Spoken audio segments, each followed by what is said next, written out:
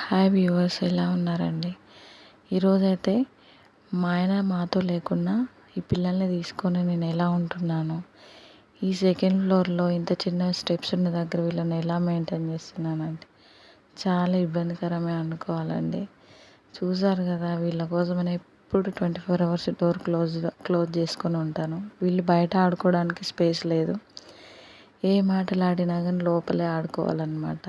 ఇంట్లో బయటకు వస్తే వీళ్ళ స్టెప్స్ ఎక్కడము, ఆ పైనకి ఎక్కి చూడడం చేస్తారనమాట.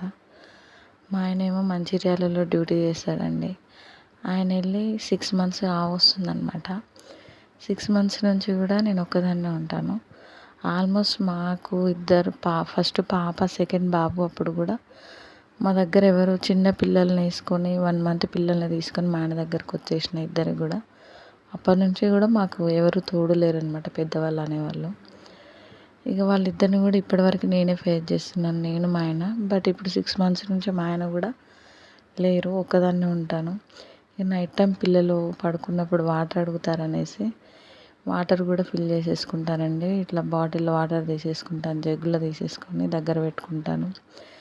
పిల్లలు అడిగినప్పుడు లేచి మనకి దగ్గర ఉండాలి, అందుబాటులో ఉండాలన్నట్టుగా తీసేసుకుంటానండి.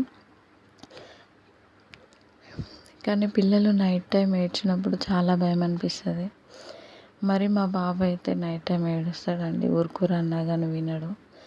ఇక అంత నైట్ టైం ప్రశాంతంగా ఉంటుంది కదా, వీడొక్కడే ఏడిపోతేసరికి నాకు ఏం చేయాలో అర్థం కాదనమాట. ఈ మా పాప అయితే 3 years అప్పుడు కాయిన్ మింగింది. అప్పుడు మా ఆయన కూడా ఉన్నారు. 10 o'clock 9 o'clock మింగిందనమాట. అప్పుడు 3 days హాస్పిటల్ అడ్మిట్ అయి ఉన్నామండి. కంటిన్యూస్గా 1 o'clock వరకు వామిటింగ్స్ చేసుకుంది. తర్వాత మాకు తెలిసింది వామిటింగ్స్ అయిపోయినాక మమ్మీ కాయిన్ మింగిన అని చెప్తే అప్పుడు హాస్పిటల్కి తీసుకొని వెళ్ళినామండి. ఇద్దరం ఉన్నప్పుడే అలాంటి ప్రాబ్లమ్స్ వస్తాయి, ఇక ఒక్కదాన్ని ఉన్నప్పుడు వీళ్ళతో ఎంత జాగ్రత్తగా ఉండాలండి. అందరు అంటారు, ఉన్నది నువ్వు వాళ్ళ కోసమే కదా, జాగ్రత్తగా చూసుకునేదాకా నీకు వేరే పని ఏముంటుంది అనేసి.